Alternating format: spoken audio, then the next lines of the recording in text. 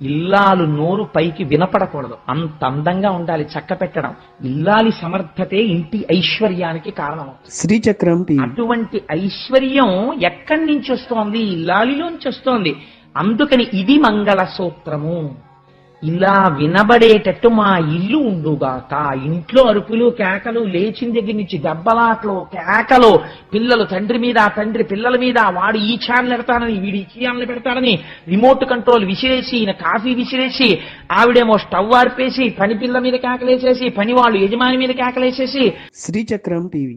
నా అల్లరి, దీనికి తోడు ఇంట్లో జంతువులు, ఇదంతా కూడా పెరిగిపోయాయి అనుకోండి, ఇంకా ఆ ఇల్లు ఇల్లులా ఉండదు. ఎక్కడుంటుందండి? లక్ష్మీదేవి పారిపోతున్నాయి ఇంట్లోంచి, దరిద్రం వచ్చేస్తుంది. కాబట్టి ఎందువల్ల లక్ష్మి ఉంటుందో, ఇల్లు ఎలా ఉండాలో మనకి చూపిస్తోంది లక్ష్మీ కళ్యాణ వైభవం. అందుచేత మహానుభావుడు కౌస్తభాన్ని ఇస్తే